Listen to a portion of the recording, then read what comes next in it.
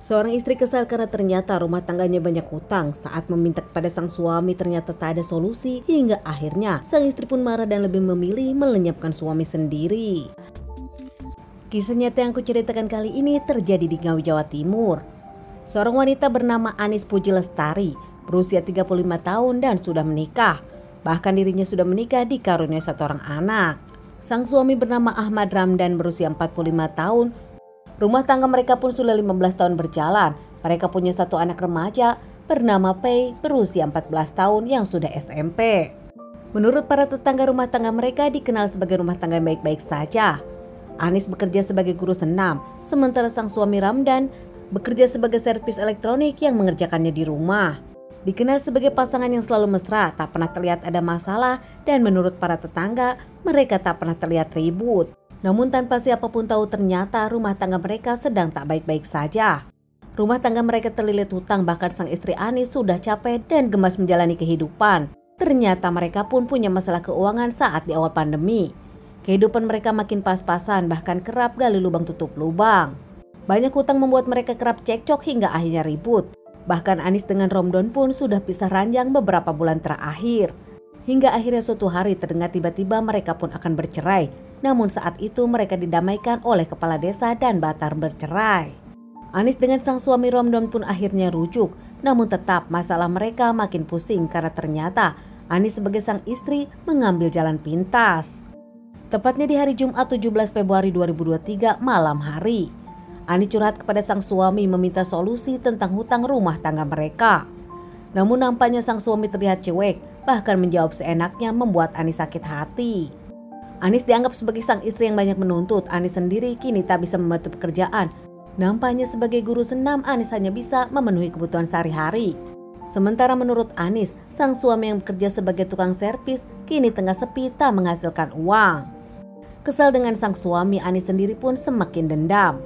Saat sang suami tertidur, Anis pun membawa senjata tajam dan tak lama Anis menikam sang suami Romdon beberapa kali.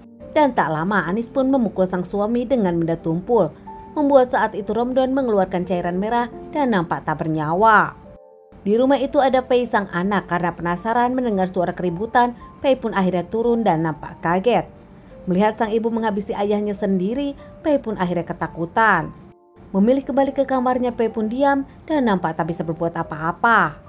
Usai Anis melakukan aksinya, Anis pun membersihkan kamar dan memilih membuang saja, menguburnya di belakang rumah. Tak lama Anis pun ke rumah kakak dari Romdon, mengungkapkan kalau sang suami Romdon sudah tak bernyawa karena terpleset di kamar mandi. Hingga berita ini pun terdengar oleh para tetangga dan kepala desa.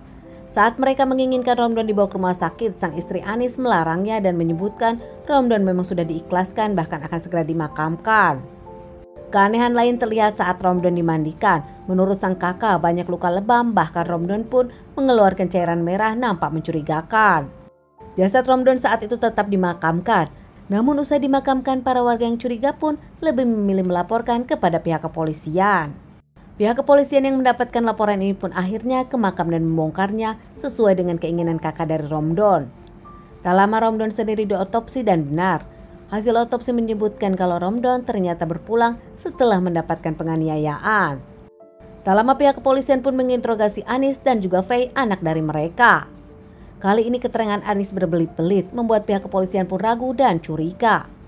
Hingga akhirnya sang anak Fei pun jujur kalau ternyata sang ibu yang menghabisi sang ayah, Fei jadi saksinya. Tak menunggu waktu lama, akhirnya bukti-bukti pun jelas. Anis diamankan pihak kepolisian. Tak bisa mengelak lagi, Anis pun mengakui dan jujur kalau dirinya pelakunya. Anis pun mengungkapkan motifnya kesal kepada sang suami yang cuek masalah hutang, bahkan tak peduli kalau mereka tengah terlilit. Anis diberikan tanggung jawab yang lebih sebagai seorang istri.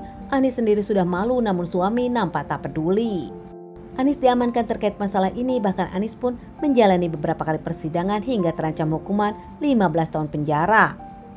Sang anak Pei pun sedih kehilangan sang ayah selamanya dan nampak sang ibu pelakunya, bahkan kini sang ibu pun dihukum. Para tetangga di lingkungan pun tak percaya kalau pelakunya adalah Anis, istri dari Romdon.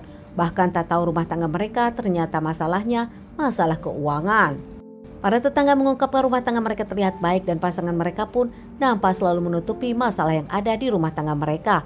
Hingga akhirnya ada kejadian ini, para tetangga pun tahu kalau mereka tak baik-baik saja.